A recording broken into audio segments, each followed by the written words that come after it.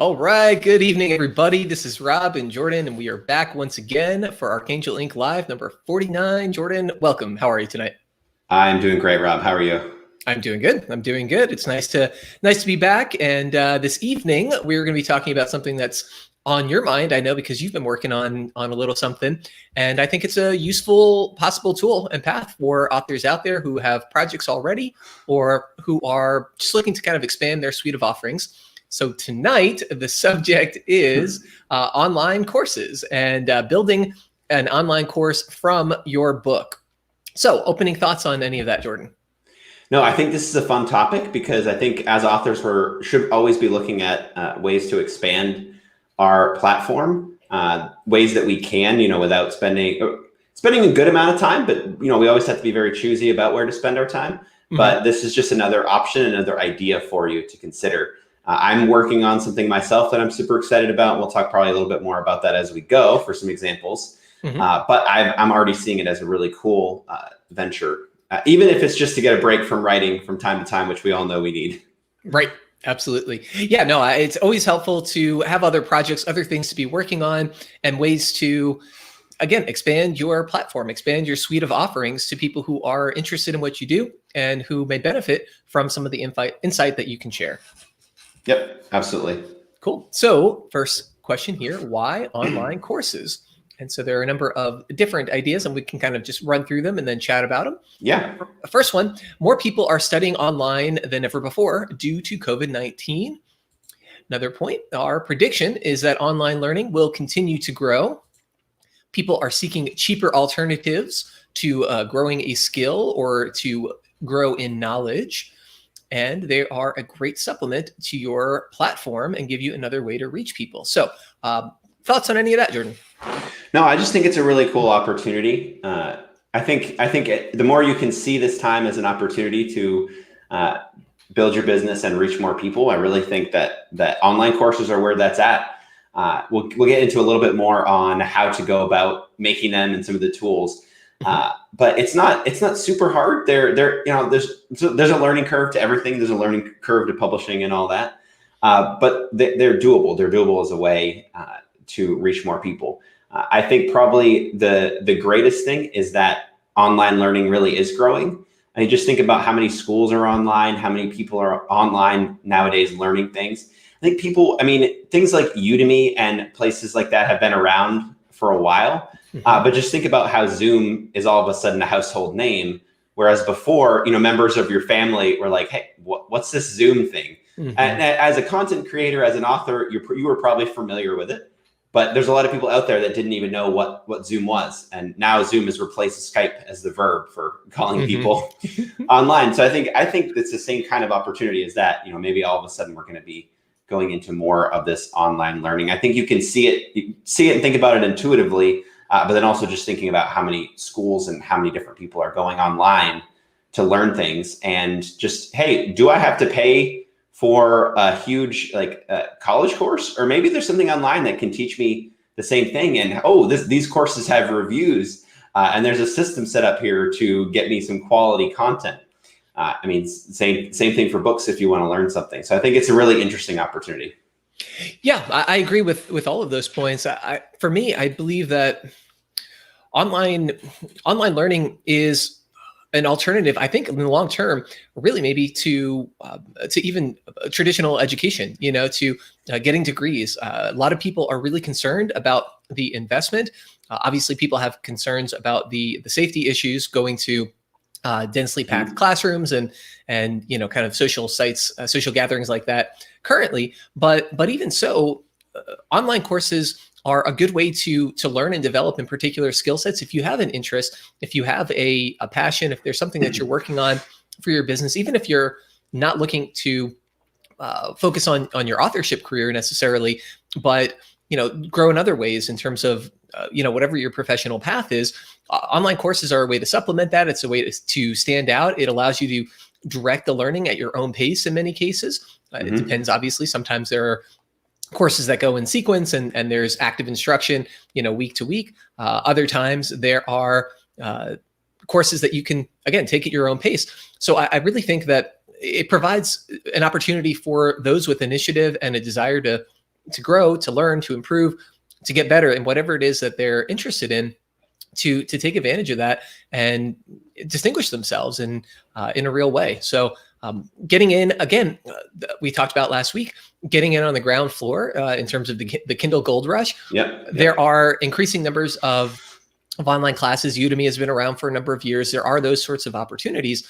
However, I think that as time goes on, there will be more and more of them. So if you can get in and establish yourself now, there's an opportunity to get in a little bit ahead of the curve. So that is one good reason for people who have information and content to share to really think about getting into something like this.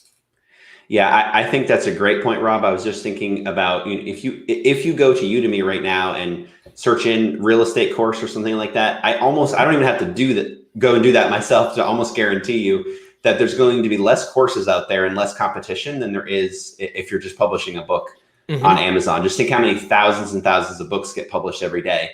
It's not the same for courses. You think about, they're not as popular, I think, but just thinking about, the amount of time that goes into it. Not everyone likes to be in front of the camera. It does take time to get resources together. And obviously writing a book takes time too. It's just different. I think we've talked about before, getting in on the ground floor, but doing the things that not everyone else is doing. Not everyone's going live. Not everyone's making courses. Maybe someday, going live is going to be akin to writing a blog post. Maybe someday that's going to be at the same level, but right now it's not. Right. And think about, expanding your platform in an area that people are jumping to. Yep, absolutely.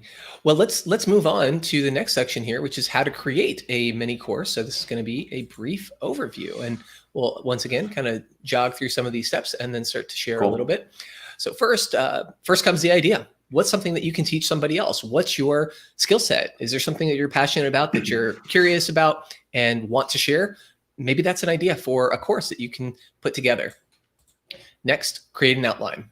Good idea. We've talked about outlining before, very helpful. And when building a course, that can be very effective as well. Next up, record your course videos. Generally, courses have videos, although it is not required. Create additional course materials, things like handouts and supplemental information. Another pro tip here, always be thinking about what solution you're offering to your audience, and you can't go wrong. So a lot of good overview, general tips. Thoughts on those, Jordan? Yeah, I think the very first one, if you're thinking of idea first, and if we're thinking particularly of how do I turn my book idea into a course, or how do I turn a book that I already have into a course, I think a book has, you want to get specific with the book, but I think a book has a little bit more liberty as far as how wide you cast your net on certain things. Obviously you want to drill down as much as possible. But I think as far as a course goes, you really do want to, maybe not want to, but maybe suggested to drill down on the one idea. So there's a very clear solution and something very clear that you're offering to the people that are taking the course. Just think about, hey, they're going to your landing page and making it very clear and very obvious what your course is going to do for someone. Yep. And if they take your course and they go through it and they enjoy it and hey, that was actually really helpful, that is super valuable feedback. We'll talk about that again, I think a little later, as a reason to do a course again, because feedback is just super valuable the more you can get it. But that's just the first thing I think of. If you're thinking of turning your book that you have right now or idea into a course, you can start thinking about maybe your book itself is too long. Maybe just one section you could turn into a course, a mini course. Yep. Right now I have the book that I'm writing on finding purpose and self-discovery. I'm taking just the first part and I'm making that into a course. I figured it was too big to really bring people in by doing a course on the whole book. So I'm trying something a little bit different and just doing like the first part. I think it's already going well so far. I can report on it more later on. But just think about that when you're thinking about your idea. What part of your book could you potentially grab that is going to solve a specific thing for someone? Yeah, the way I would think about it is a well-articulated deliverable at the end of the course. So somebody who takes it, what do you want them to be able to walk away from? So beforehand, if you say, hey, at the end of this course, you're going to be able to chart out 5 different life big life goals, for example, and chart out action steps for the next 3 months on how to get moving on some of them. Great. That's a well-articulated deliverable. That's something that you can walk away from. And at the end of the course, you know what you're getting. You can decide at the beginning before you take the class, before you sign up for it, hey, is that something that I'm interested in doing? Yes. Okay. And then you can be judged. Well, did you follow through with that? Did you actually, provide that deliverable? If so, great. Then the course was a success. If not, well, okay, maybe that's time for a new iteration. You can accept that feedback and learn from it. But in either event, it's something that can be really specific. One of the reasons that we're a big advocate of shorter books in many cases, especially for nonfiction, is that people like that sense of accomplishment. People like to move forward on things. So you want to remove those barriers as much as possible. And when you're creating courses, especially for people who are maybe not big readers, they prefer video content, they prefer audio content, they prefer workbooks and that kind of thing. You're removing the barriers for them to actually create this little success, this little win in their life. And if you can facilitate them having that little win, can turn into other little wins and improve their overall performance, their success in life. And also they associate you with those positive emotions, that feeling of, oh yeah, I remember that book. I read that in a day, or, I took that course over a weekend and it was really great, because you can point back to, for yourself or to other people that you're describing your experience with, yeah, this is something that I did, and it's concrete, it's finished, it's complete, and it makes it that much more positive in association. So I think those are really, really good ideas, or really good aspects of creating these mini courses. They're little bite-sized nuggets and things that provide those continual small wins for people to go down their personal, professional development path.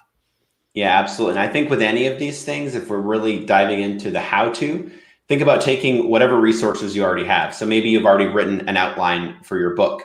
I've been able to do this while I'm building my course and writing my book together. I've been able to kind of flip-flop, because some things, it's helped me to say them out loud to realize I really don't know what I'm talking about.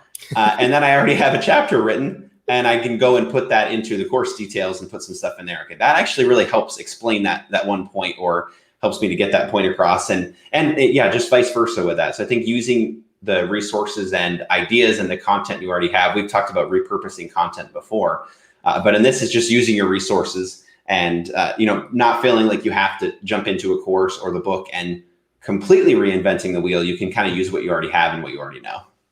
Yeah, I think that's great. That's a great point. It allows you to kind of use different parts of your brain, or both sides of your brain, to create some sort of coherent content. Because if you're speaking it, if you're creating some supplemental material, if you're recording yourself doing it, you're using different parts of your mind than the writing portion, and they can kind of interact and have a conversation with each other and improve each other.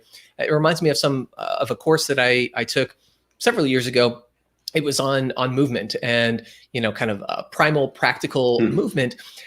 And it would alternate back and forth between, physical exercises. We would do some sort of movement, some sort of group activity, walking around, doing different things alongside of the instruction. And, it alternated back and forth.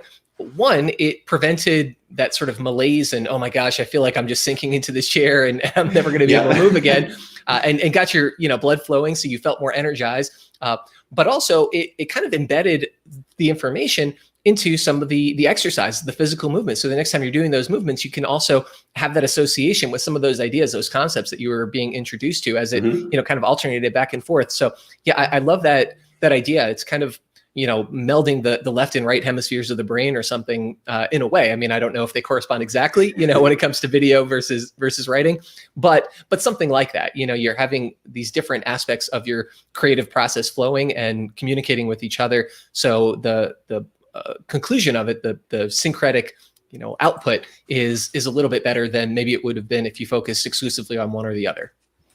Yeah, it's so cool, because honestly, I haven't done this type of thing before at the same time. And I can honestly say, I think both things are getting better because of those multiple avenues. And it's really cool. It really does work. It's like magic. Right on. Cool. All right. So let's see. I think we covered most of that idea. Create your outline, record your material, create course materials. Anything else that you wanted to say on that, Jordan? I'm thinking in terms of course materials, supplemental worksheets, exercises, recommendations, maybe additional resources. Are there other sorts of materials that you would recommend?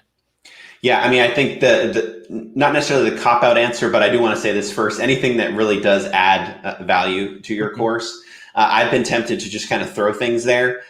Whatever I'm tempted to throw in, I'll put as further resources or additional resources kind of at the end, so then people can pick and choose. But yeah, as far as different resources, try not to overwhelm. But if you think something really does go along with what you're talking about, what you're trying to get across in a specific module or lecture, I would add it in there as a PDF or a checklist or some kind of action plan. If your course is very hands-on, maybe have them work through an action plan throughout the course. I have my people in my course filling out their own blueprint as they go, and then each of my modules are about different sections of that blueprint. So it's one document. So I try not to overwhelm as you go. So that's another option. You could have them. Or you could have students fill out a PDF or a document as they go, or you could provide little snippets as you go too. Cool, awesome. Love that idea. One of the things I'm thinking about is when it comes to this mini course, and maybe this applies to writing as well to some extent, but when you mentioned kind of not trying to overwhelm, less is more sometimes. And those additional resources, they can be put on supplemental materials. Maybe there's a real clamoring for it, and hey, there's maybe my next course. This is something that we've been talking about and kind of incorporating in some of these videos here.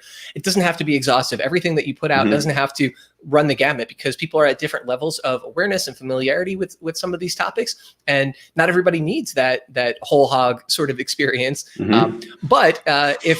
So kind of providing a cursory overview, a summary, something like that can be really effective. But again, if there is some interest, be welcome or be open to that feedback and welcome that information, so that hey, maybe this is something I can do a deep dive in on a subsequent iteration. Yeah, absolutely. Cool. All right, let's talk about some of the practical aspects here, specifically where to host your course. A hosting site like Teachable or Thinkific is probably the best bet. A marketplace like Udemy or Coggno, is that right? Yeah, I would say, yep. Coggno, like cognizant. Yeah. Probably not on your own website, and we can talk a little bit about why that might make sense. So, hosting. What are your thoughts here, Jordan? Yeah, especially if you're going to do the typical kind of online course where you have videos and tons of worksheets and additional resources. It does make sense to host it on Teachable or Thinkific or a platform like that, where you can pay for that hosting, especially like I said, especially if it's a video. The hosting is going to be it's just going to be a lot of data, and you don't have to worry about your own delivery. We say not on your own website because typically, unless for some reason you have your own server base and you're figuring that out, most website servers don't want you to upload a ton of videos or to have your own course there. And you just you don't necessarily want to slow down your website either. So it's just really not a good idea as far as just the hosting, but then deliverability and making sure the videos can play back and everything looks nice.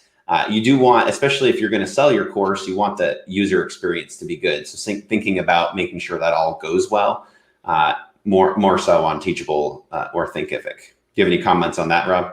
I do. Yeah, I think that's a great idea. And there's a real advantage to having that framework in place already. And the analogy that I'm thinking of is selling on your own website versus selling on a platform like Amazon. Now, when it comes to book sales. Now, there are some advantages, potentially. We've talked about them before of why you might want to sell on your own site. Potentially, there are some context and some reasons why you might want to host something on your own website as well.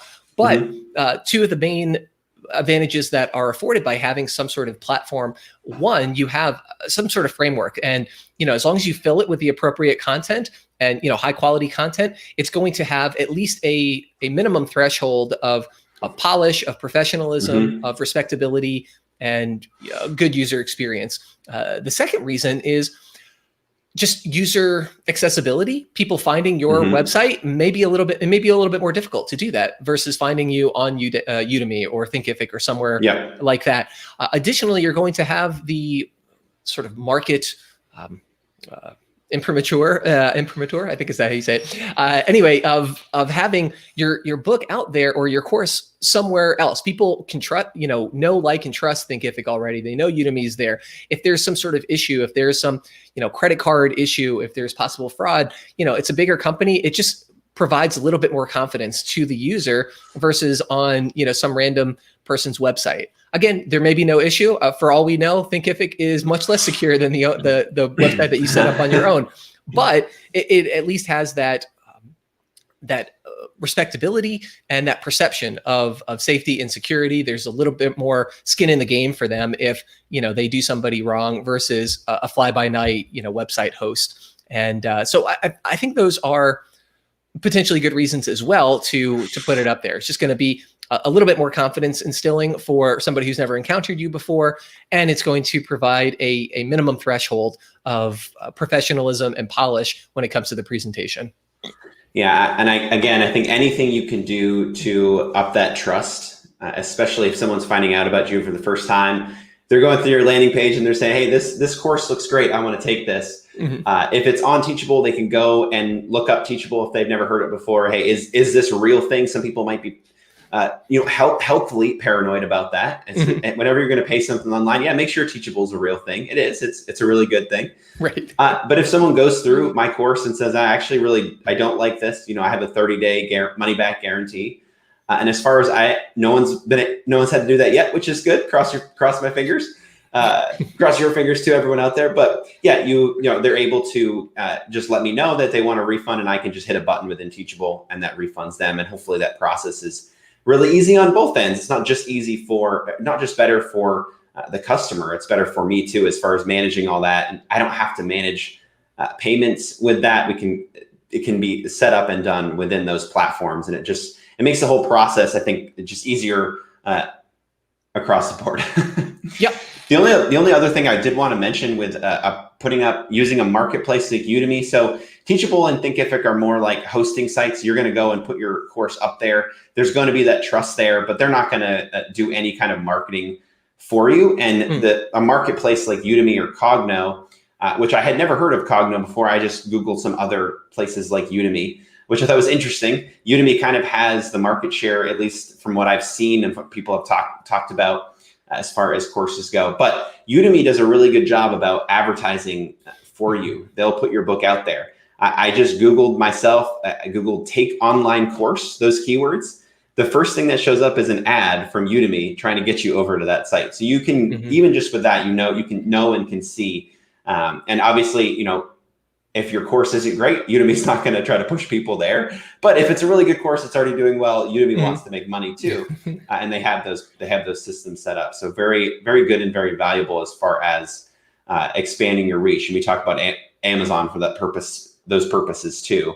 And like we said before, Udemy is a place where there's not, millions of courses. If you pick the right niche, you can potentially do well on that platform. Yeah, great.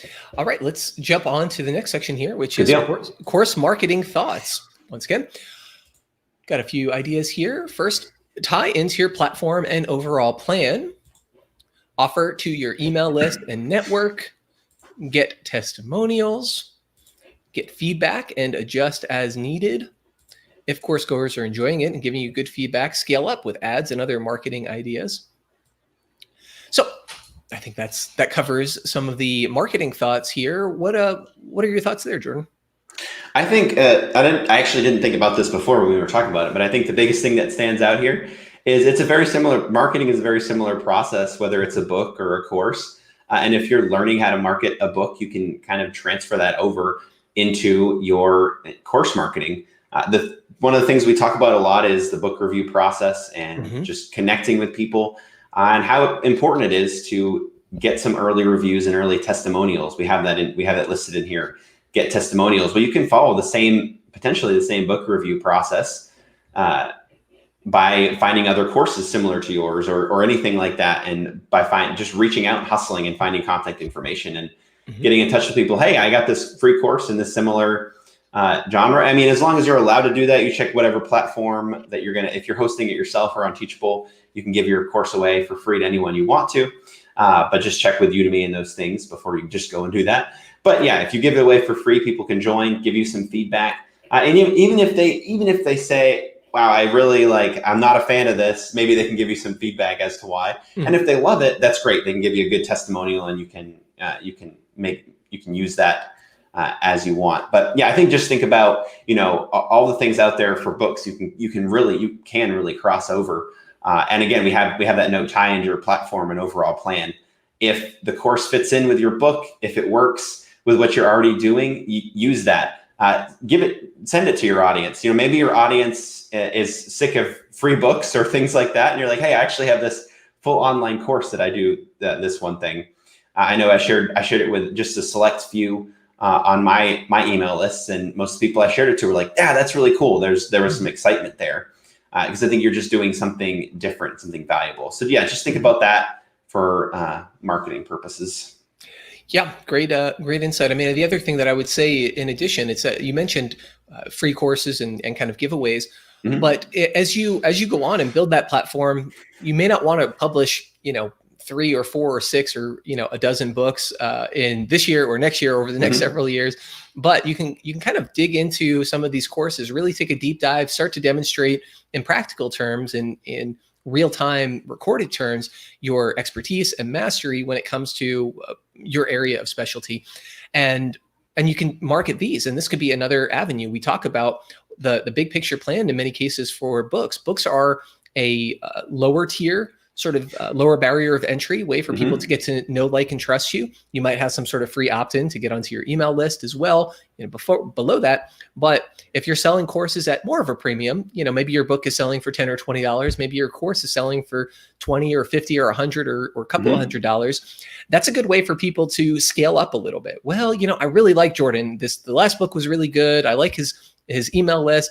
Okay, yeah, I'm going to take a chance here. And maybe they see it and they love it. They move on to the next course that you have on a similar or related topic.